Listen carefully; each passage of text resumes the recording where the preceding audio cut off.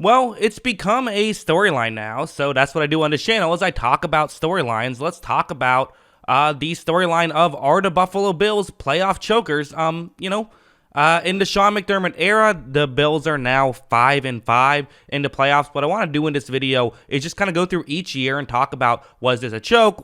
Is there a trend here? Or is it just, hey, it's hard to win in the playoffs. Let's just jump into it. So first off, in 2017, this was McDermott's first year. And this to me totally falls in the, they were happy to be there kind of situation. They finished second in their division with a 9-7 record, lost on the road in Jacksonville 3-10. This was the Tyrod Taylor year. There was the Nathan Peterman game in this year, but as a whole, don't know what more they could have done with the talent on this roster. Definitely not a choke here. Then we have to go 2 years further. So they drafted Josh Allen the following year. They did not make the playoffs that year. But then in 2019, they made the playoffs with a 10-6 record, and they lost to the Texans. And you could sit here and say, hey, this was before Josh Allen got good. Not really a choke here, not really a collapse or anything. But they actually collapsed in this game. They were up 19-0. Could have been more than 19-0. It could have been a bigger deficit because there was that controversial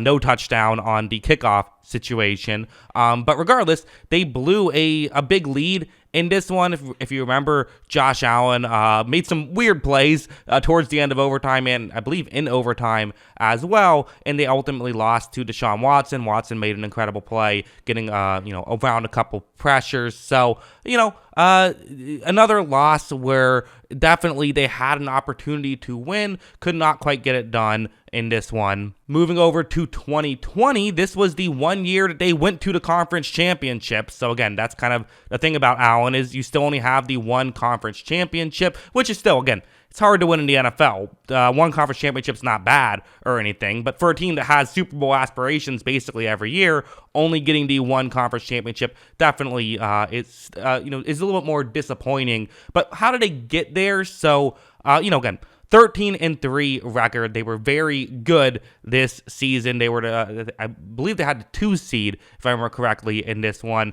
But if you look at the playoffs, you could argue that this still wasn't as impressive as a typical getting to the conference championship season is. You look at it, they beat the Colts, but they only beat the Colts by 3. And they were now remember, they were the 2 seed. They were playing the 7 seed that year. So, usually 2 seeds dominate 7 seeds. This year, not so much, as they, came down to the wire, although I remember there was a bad call that let the Colts kind of get back in it a little bit, kept the Colts alive, I should say, but still, you could argue that this was not as dominant as you would expect from a 13-3 team. Then the Ravens game, which is 17-3, the score was dominant, but if you remember, there was that famous play where Lamar Jackson threw a pick 6 at the goal line, at the Bills goal line. Had he gotten a touchdown there, then it would have been tied 10-10. So who knows what happens in that scenario. And then they got crushed against the Chiefs at Arrowhead, which again, no shame in losing to the Chiefs. You would maybe like to keep it,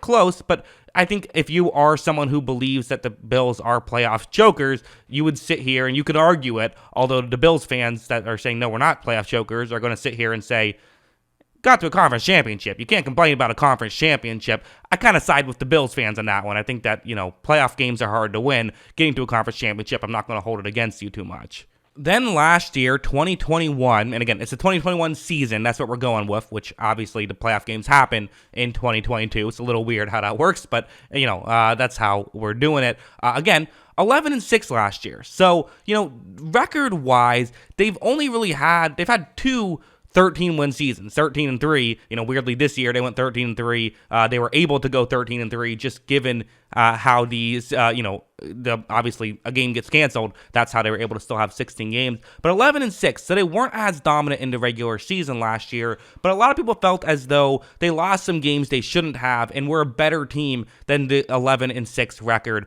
was. So they went into the playoffs against the Patriots and crushed them. You certainly can't say that this was a squeaking by. They scored a touchdown every single possession that they tried to score a touchdown in against the Patriots. 47-17 was the final. It was, I remember I was, live streaming with Kyle, my podcast co-host, who's a Patriots fan. He wasn't having a great time during that one. So, obviously that was awesome. But then They go to Kansas City, again, going into Arrowhead, no easy feat. But if you remember, they were favored in that game. They were expected to win. This is maybe the one playoff loss that you could sit here and say, yeah, that kind of feels like you had a real opportunity to win the Super Bowl there and weren't able to get it done.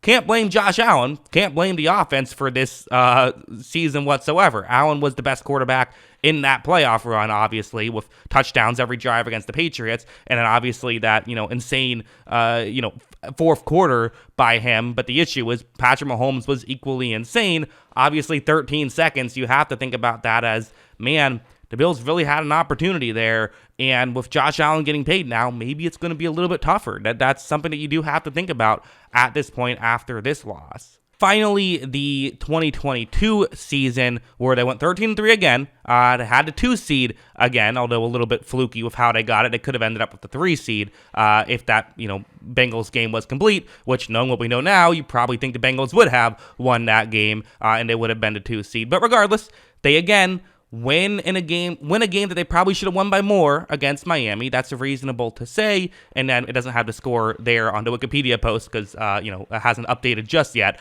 But the Bengals, they lose to the Bengals and don't really come close to beating the Bengals. So if you want to look at this, 5-5, but you could definitely argue that out of those 5 playoff wins, 4 of them were very competitive wins, which again, it's the playoffs, that happens, but they only really have one blowout. Now, that one blowout was the blowout of all blowouts. You can't hold it, again, that was an incredible one.